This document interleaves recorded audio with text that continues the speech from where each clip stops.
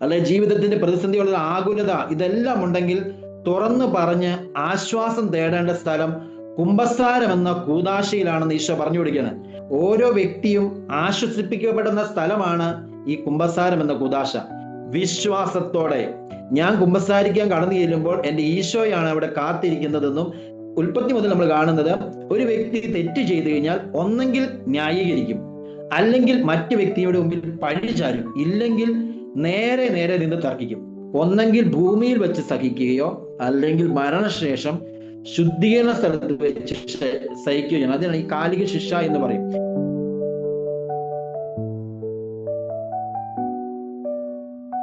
നമ്മളെല്ലാവരും കുമ്പസാരിക്കുന്നവരാണ്. ഇതുപോലെ തന്നെ ഈശോ ഫൗസ്റ്റീനയ്ക്ക് ദൈവകരുണയെക്കുറിച്ച് പഠിപ്പിച്ചു കൊടുക്കുന്ന ഈ സമയങ്ങളിലെല്ലാം ഫൗസ്റ്റീനയും പല സമയങ്ങളിൽ കുമ്പസാരിക്കുന്നവരാണ്.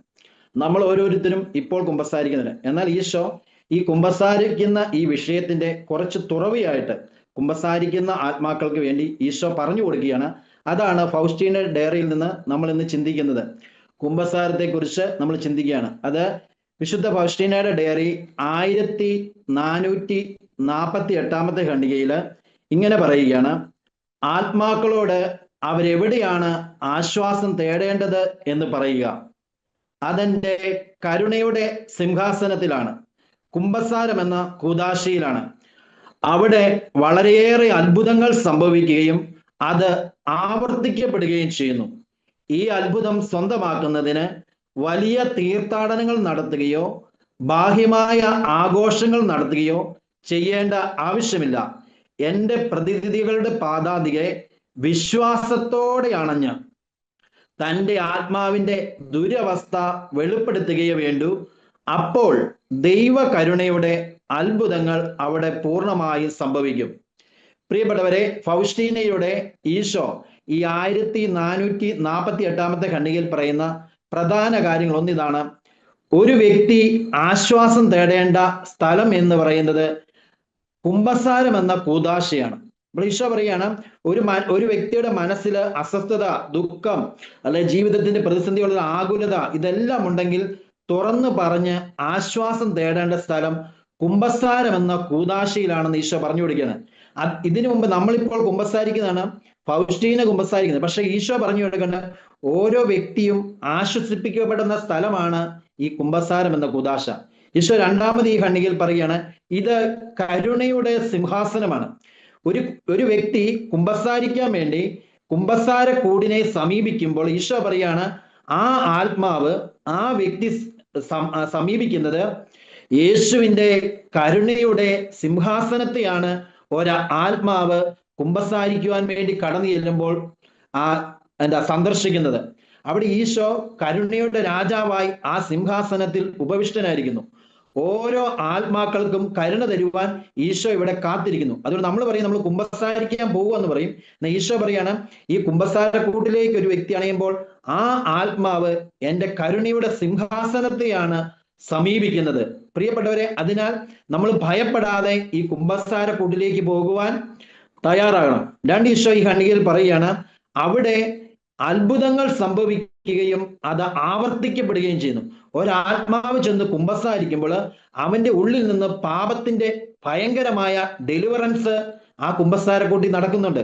അത് ഓരോ ആത്മാക്കൾ വരുമ്പോഴും ആവർത്തിക്കപ്പെടുന്നുണ്ട്, വീണ്ടും വീണ്ടും ആവർത്തിക്കപ്പെടുന്നുണ്ട് പറയാണ്. എന്നിട്ട് ഈശോ പറയാണ്, ഈ അത്ഭുതങ്ങളും ഈ ആശ്വാസവും സ്വന്തമാക്കുവാൻ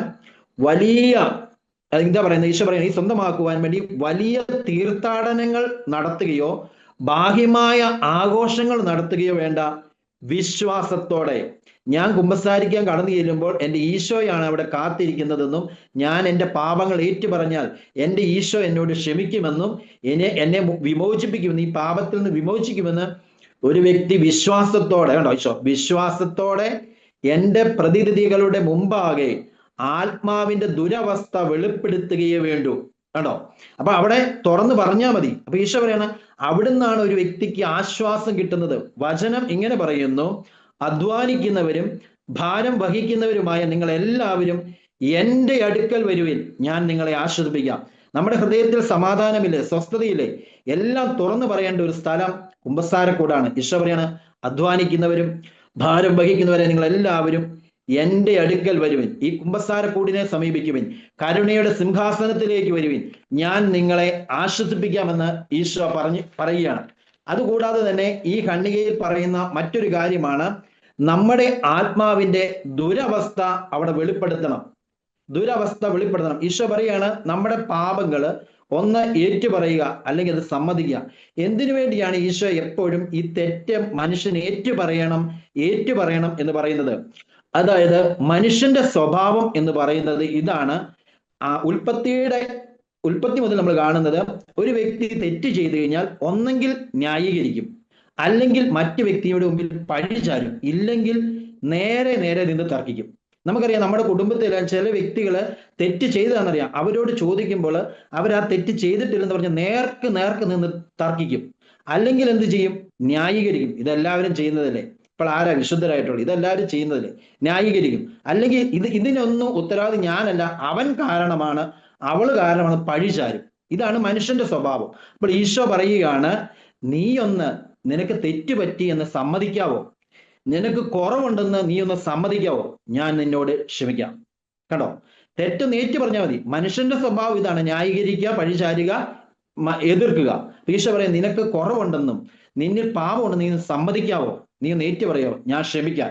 നമുക്കറിയാം, ഡോക്ടറുടെ മുമ്പിലേക്ക് നമ്മൾ കടന്നു ചെല്ലുമ്പോൾ ഡോക്ടറുടെ മുമ്പിൽ രോഗിയാണെന്ന് സമ്മതിക്കുമ്പോഴാണ് ഡോക്ടർ ചികിത്സിക്കുന്നത്. അതുപോലെ തന്നെ ഡോക്ടറിന്റെ മുമ്പിൽ ഒരു വ്യക്തി രോഗാവസ്ഥ തുറന്നു പറയണം, എവിടെയൊക്കെ എന്തൊക്കെ പ്രശ്നമുണ്ട്, അപ്പോഴാണ് അതനുസരിച്ച് മരുന്ന് കിട്ടുന്നത്.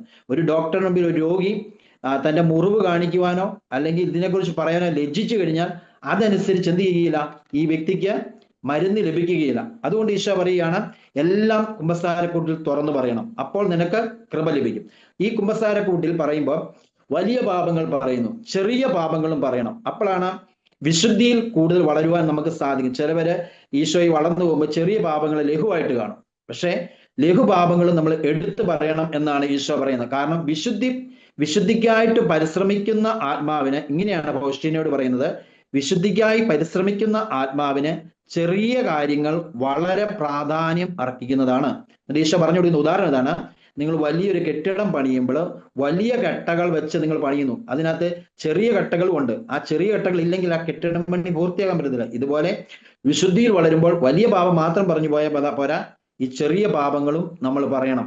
അപ്പം അതാണ് ഈ ചെറിയ പാപങ്ങൾ എടുത്തെടുത്ത് പറയാൻ വേണ്ടി ശ്രദ്ധിക്കുക.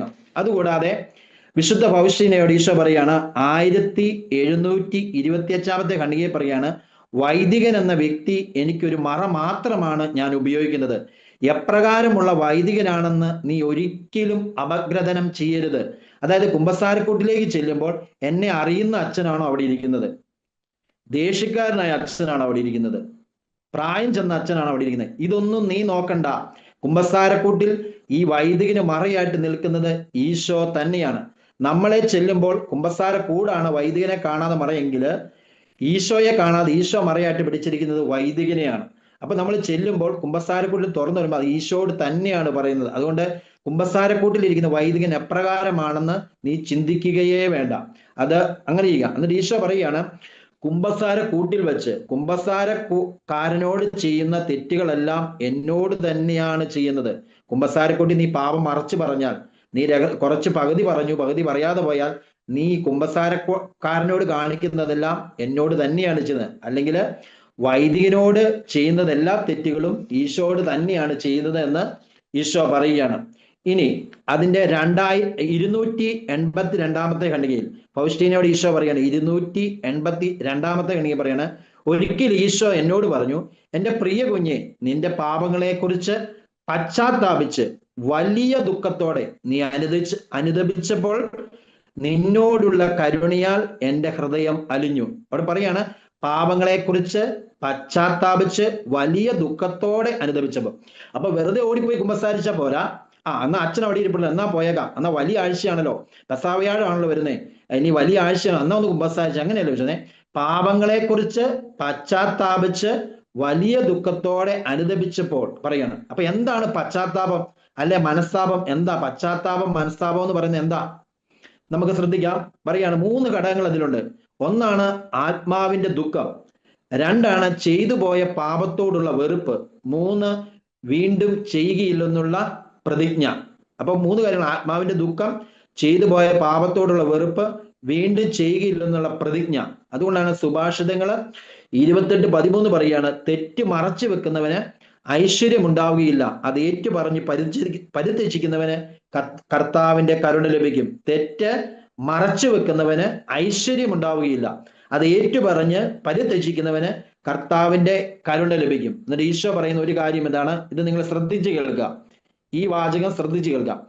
എന്നോടുകൂടെ കുരിശിൽ തൂക്കപ്പെട്ട കള്ളനെ പോലെ നീ ഒരു മഹാപാപിയായാലും, പൗലോസിനെ പോലെ നീ എന്നെ പീഡിപ്പിച്ചവനായാലും, പത്രോസിനെ പോലെ എന്നെ നീ ഉപേക്ഷിച്ചവനായാലും, നീ ഒരു നല്ല കുമ്പസാരം നടത്തുന്നുവെങ്കിൽ നിന്റെ സകല പാപങ്ങളും ഞാൻ പൊറുക്കുന്നതാണ്.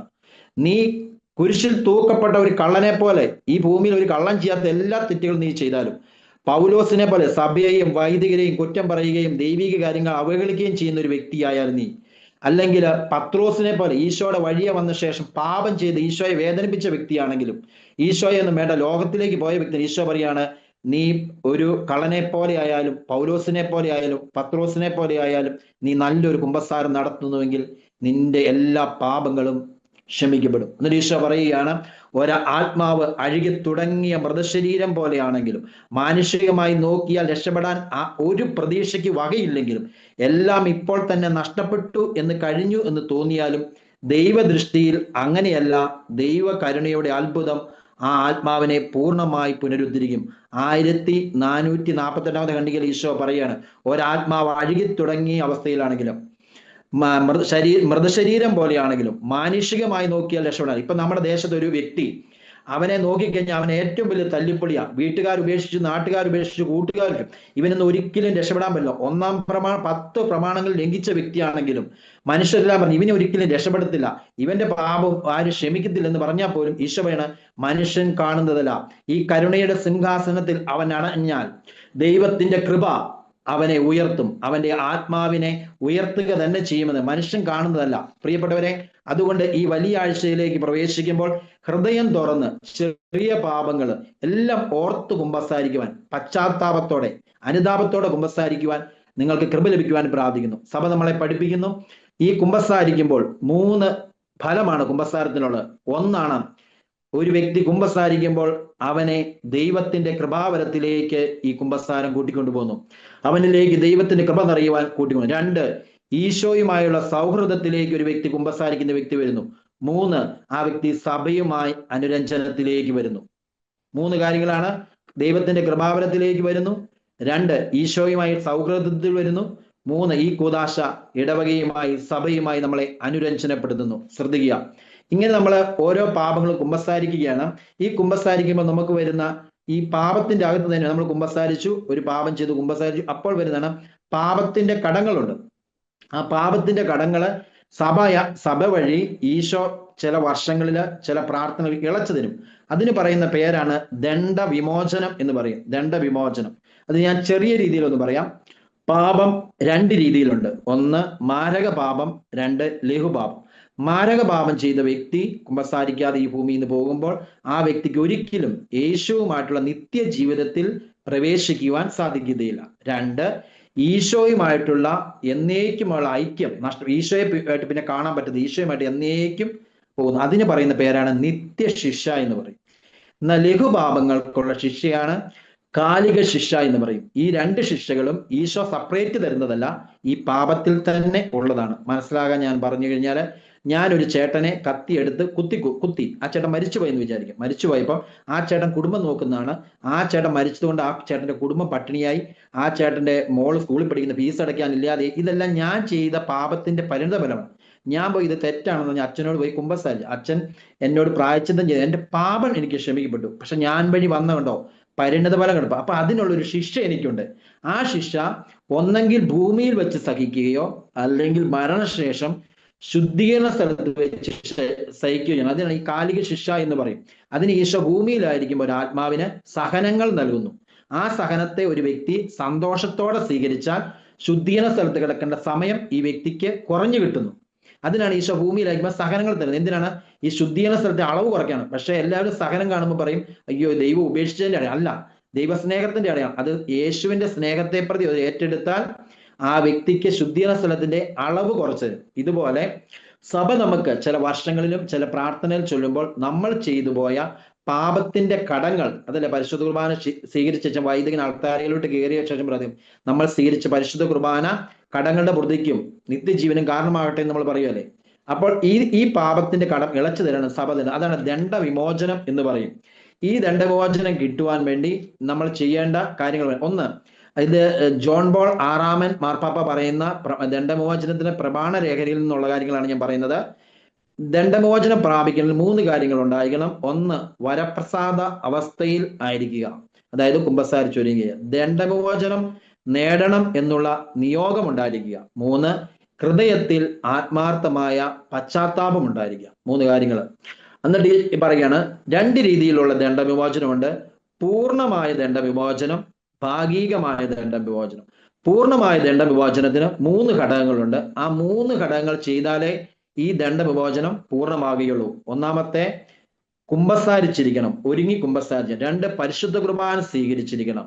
3, മാർപ്പാപ്പയുടെ നിയോഗാർത്ഥം ഒരു സ്വർഗസ്വനായ പിതാവേ, ഒരു നന്മ നിറഞ്ഞ മറിയമേ, ഒരു ത്രിസ്തുതി നമ്മൾ ചൊല്ലിയിരിക്കും. ഈ 3 വ്യവസ്ഥകൾ പാലിച്ചിട്ട് സഭ പറയുന്ന ചില താഴോട്ട് വരുന്ന ചില കാര്യങ്ങൾ നമ്മൾ ചെയ്യുമ്പോൾ പൂർണ്ണ ദണ്ഡവിമോചനം ലഭിക്കും. ഇനി ഈ താഴോട്ട് പറയുന്ന കാര്യങ്ങൾ ചെയ്യുമ്പോൾ ഈ 3 കാര്യങ്ങൾ ഏതെങ്കിലും ചെയ്യാതെ പറ്റി അന്നേ ദിവസം പറ്റിയില്ലെങ്കിൽ ആ ദണ്ഡവിമോചനം ഭാഗിക ദണ്ഡവിമോചനമാകും. അപ്പൊ ഈ 3 കാര്യം, കുമ്പസാരിക്കുക, പരിശുദ്ധ കുർബാന സ്വീകരിക്കുക, മാർപ്പാപ്പയുടെ നിർബന്ധം ഒന്ന് പറയണ താഴേക്ക് വരികയാണ്. 1, ഈ 3 കാര്യങ്ങൾ ചെയ്ത് കുരിശിന്റെ വഴി ധ്യാനിച്ച് ചൊല്ലുക, മാർപ്പാപ്പയുടെ ആശീർവാദം വാങ്ങിക്കുക, ദുഃഖ വെള്ളിയാഴ്ച ഭക്തിപൂർവം പങ്കെടുത്ത് കുരിശിനെ വണങ്ങുക, ചുംബിക്കുക. 3 ദിവസം പ്രത്യേക പ്രാർത്ഥന, 3 ദിവസം കുരിശിന്റെ വഴി 3 ദിവസത്തേക്ക് ഓരോ നേരം ഉപവസിക്കുക, 3 ദിവസം അടുപ്പിച്ച് ധ്യാനം കൂടുക, 3 ദിവസത്തെ എന്തെങ്കിലും പ്രത്യേക കാര്യങ്ങൾ പ്രാർത്ഥന ചെയ്യുക. ഇനി പുതിയതായിട്ട് അച്ഛന്മാര് പട്ടം സ്വീകരിക്കുമ്പോൾ ആ പരിശുദ്ധ കുർബാനയിൽ പങ്കെടുക്കുക, നവവൈദ്യരുടെ ബലി അർപ്പണത്തിൽ പങ്കുക. ഇനി ഈ 3 കാര്യങ്ങൾ ചെയ്തിട്ടാട്ടോ പൂർണ്ണ ദണ്ഡവിമോചനത്തിന് ഈ 3 കാര്യങ്ങൾ ചെയ്ത് അന്നേ ദിവസം തന്നെ ചെയ്യണം. അതാണ്. അരമണിക്കൂർ ഭക്തിയോടെ ബൈബിൾ വായിക്കുക. ദൈവകരുണയുടെ തിരുനാൾ ഇതാ വരാൻ പോവുകയാണ്. ഉദ്ധാനം കഴിഞ്ഞ് അടുത്ത് വരുന്ന ആള് ദൈവകരുണയുടെ തിരുനാളിൽ ദിവ്യകാരുണ്യം സ്വീകരിച്ച് കൂടെ വിശ്വാസ പ്രമാണം ചൊല്ലി സ്വർഗസമേതാവെ ചൊല്ലി ദിവ്യകാരുണ്യം, ഈ കാണുന്ന പിക്ചർ, ഈ നമ്മൾ കണ്ടുപിടിച്ച പിക്ചർ വണങ്ങുക. ഇനി 7 പറയാണ് ദിവ്യകാരുണ്യത്തിന്റെ ചാപ്പലിൽ ഇരുന്ന് പ്രാർത്ഥിക്കുക. 2, ഒരു ദേവാലയം പ്രതിഷ്ഠിക്കുന്ന ദിവസം അല്ലെങ്കിൽ അൾത്താരയുടെ പ്രതിഷ്ഠ ദിവസം അവിടുത്തെ കൂദാശയിൽ പങ്കെടുക്കുക. ഇനി ആദിമ ക്രൈസ്തവരുടെ കബറിടം സന്ദർശിക്കുക. ഇനി അതുകൂടാതെ ഈ വർഷത്തില് ലിയോ മാർപ്പാപ്പ ജനുവരി 10-ാം തീയതി മുതൽ ഈ വർഷം അടുത്ത 2027 ജനുവരി 10 വരെ ഫ്രാൻസിസ് അസീസിയുടെ 800-ാമത്തെ തിരുനാളിനോട് ആഘോഷിച്ചായിട്ട് ഫ്രാൻസിസ് അസീസിയുടെ നാമത്തിലുള്ള പള്ളികൾ സന്ദർശിച്ചാൽ പൂർണ്ണ ദണ്ഡവിമോചനമുണ്ട്. ഈ വർഷം സഭ അങ്ങനെ പ്രഖ്യാപിച്ചിട്ടുണ്ട്. അപ്പൊ നിങ്ങളത് ഈ 3 കാര്യങ്ങൾ ചെയ്ത് അങ്ങനെ ചെയ്യാൻ പറ്റും. ഇനി ഭാഗികമായ ദണ്ഡവിമോചനമുണ്ട്. ഭാഗികമായ ദണ്ഡവിമോചനം ആദ്യത്തെ 3 കാര്യങ്ങൾ ചെയ്താൽ മതി. വരപ്രസാദാവസ്ഥയിലായിരിക്കുക, ദണ്ഡവിമോചനം നേടണം എന്നുള്ള നിയോഗാർത്ഥം ഹൃദയത്തിൽ ആത്മാർത്ഥമായി പശ്ചാത്തപിച്ചുകൊണ്ട് ഭാഗികമായ ദണ്ഡവിമോചനത്താണ് കുരിശടയാളം വരയ്ക്കുക, വിശ്വാസ പ്രമാണം ചൊല്ലുക, മനസ്സാപ്രകടനം നമ്മൾ ചൊല്ലുക, സ്വർലോരാജ്ഞി ആനന്ദിച്ചാലും എന്നുള്ള പ്രാർത്ഥന, കർത്താവിന്റെ മാലാഹ, സങ്കീർത്തനം 51 130 സങ്കീർത്തനം പറയുക, മറിയത്തിന്റെ സ്വസ്ത്രഗീതം വായിക്കുക, എത്രയും ദയുള്ള മാതാവേ എന്നുള്ള പ്രാർത്ഥന ചൊല്ലുക. അതുകൂടാതെ കുരിശിന്റെ വഴി ചൊല്ലുക, തിരുഹൃദയ ലുത്തിനിയ, സകല വിശുദ്ധരുടെ ലുത്തിനിയ, പരിശുദ്ധ അമ്മയുടെയും യൗസേ പിതാവിന്റെയും ലുത്തിനിയ. ഇങ്ങനത്തെ ഇതിലും ഒരുപാട് കാര്യങ്ങളുണ്ട്. പക്ഷെ നിങ്ങളുടെ ഓർമ്മയിൽ നിൽക്കാൻ വേണ്ടി ഇത്രയും കാര്യങ്ങളാണ് ഞാൻ പറഞ്ഞത്. അപ്പോൾ കുമ്പസാരിച്ച് ഒരുങ്ങി ദണ്ഡവിമോചനത്തിനായി ഈ വലിയ ആഴ്ചകൾ പറയും, ദുഃഖ വെള്ളിയാഴ്ചയും കരുണയുടെ തിരുനാളെല്ലാം വരുന്നുണ്ട്. വലിയൊരു കുമ്പസാരത്തിന്റെ അഭിഷേകം നമുക്ക് ഓരോരുത്തർക്കും പ്രാർത്ഥിക്കാൻ വേണ്ടി നമുക്ക് ലഭിക്കട്ടെ എന്ന് പ്രാർത്ഥിക്കാം. ഈ സമയങ്ങളിൽ നിങ്ങളായിരിക്കുന്ന സ്ഥലങ്ങളിൽ ഇരുന്നു കൊണ്ട് എല്ലാവരും ഇടതുകരം ഹൃദയത്തോട് ചേർത്ത് വെച്ച് വലതുകരം ഉയർത്തി പിടിച്ചുകൊണ്ട് ഇപ്പോൾ ഈ മാധ്യമത്തിലൂടെ ഈ ശുശ്രൂഷയിൽ പങ്കെടുക്കുന്ന എല്ലാ മക്കൾക്കും, പ്രത്യേകിച്ച് യൂട്യൂബ് വഴി ഈ ശുശ്രൂഷയിൽ പങ്കെടുക്കുന്ന എല്ലാ മക്കൾക്കും കുമ്പസാരത്തിന്റെ ഉന്നതമായ ഒരു വലിയൊരു അഭിഷേകം ലഭിക്കട്ടെ എന്ന് പ്രാർത്ഥിക്കുന്നു. കുമ്പസാരിക്കാനുള്ള മടി, കുമ്പസാരക്കൂടിനെ സമീപിക്കാനുള്ള എല്ലാ ലജ്ജ, ഭയം എല്ലാം മാറുവാൻ വേണ്ടി ദൈവകരുണയുടെ ഉന്നതമായ കൃപ ഇപ്പോൾ ഈ ശുശ്രൂഷയിൽ പങ്കെടുക്കുന്ന എല്ലാ മക്കൾക്കും ലഭിക്കുവാൻ വേണ്ടി ഒരു നിമിഷം നിങ്ങൾ ഒന്ന് ചേർന്ന് സ്തുതിച്ച് പ്രാർത്ഥിക്കുന്നു. യേശുവേ നന്ദി. Hallelujah, hallelujah, hallelujah, hallelujah, hallelujah, hallelujah. യേശുവേ ആരാധന ആരാധന ആരാധന ആരാധന ആരാധന ആരാധന ആരാധന ആരാധന ആരാധന ഉന്നതമായ കൃപ ലഭിക്കട്ടെ. ഈശോയെ നിന്റെ കരുണയുടെ കൃപ ലഭിക്കട്ടെ ലഭിക്കട്ടെ ലഭിക്കട്ടെ. കുമ്പസാരിക്കുമ്പോൾ ഉന്നതമായ കൃപ ലഭിക്കട്ടെ. വിടുതലുണ്ടാകട്ടെ. ഈശോയെ വിടുതൽ സംഭവിക്കട്ടെ. ആരാധന ആരാധന ആരാധന ആരാധന. ഈശോയെ സാത്താൻ എല്ലാ കെട്ടുകളും അഴിക്കട്ടെ. ഈശോയെ ആരാധന ആരാധന ആരാധന ആരാധന ആരാധന ആരാധന. യേശുവേ നന്ദി. Hallelujah hallelujah hallelujah hallelujah. യേശുവേ ആരാധന ആരാധന ആരാധന ആരാധന ആരാധന ആരാധന ആരാധന ആരാധന ആരാധന. ഈശോയെ നന്ദി പറയുന്നു നന്ദി പറയുന്നു. പരിശുദ്ധ അമ്മയോട് ചേർന്ന് നമുക്ക് നന്ദി പറയാം. പരിശുദ്ധ ആത്മാവെ നന്ദി പറയുന്നു. സകല വിശുദ്ധരെയും മാലാഖമാരെ ഈ സമയങ്ങളെ ഓർത്ത് നന്ദി പറയുന്നു. പരിശുദ്ധ അമ്മയോട് ചേർന്ന് ഞങ്ങളങ്ങ് നന്ദി പറയുന്നു. ഈ സമയങ്ങളെല്ലാം പരിശുദ്ധാത്മാവെ അവിടെ നയിച്ചതിനെ ഓർത്ത് നന്ദി പറയുന്നു. ഓരോ മക്കൾക്കും ഉന്നതമായ ബോധ്യം നൽകിയതിനെ ഓർത്ത് നന്ദി പറഞ്ഞു. സകല വിശുദ്ധരെയും മാലാഖമാരെ ഞങ്ങൾക്ക് കൂട്ടായിരിക്കണമേ. പരിശുദ്ധ അമ്മയോട് ചേർന്ന് ഞങ്ങൾ നന്ദി പറയുന്നു. നന്മ നിറഞ്ഞ മറിയമേ സ്വസ്തി, കർത്താവ് അങ്ങയുടെ കൂടെ സ്ത്രീകളിൽ അങ്ങ് അനുഗ്രഹിക്കപ്പെട്ടതാവുന്നു. അങ്ങയുടെ ഉദരത്തിൻ ഫലമായി ഈശോ അനുഗ്രഹിക്കപ്പെട്ടതാവുന്നു. പരിശുദ്ധ മറിയമേ തമ്പുരാന്റെ അമ്മേ, പാപികളായ ഞങ്ങൾക്ക് വേണ്ടി ഇപ്പോഴും ഞങ്ങളുടെ എപ്പോഴും ഞങ്ങളുടെ സമയത്തും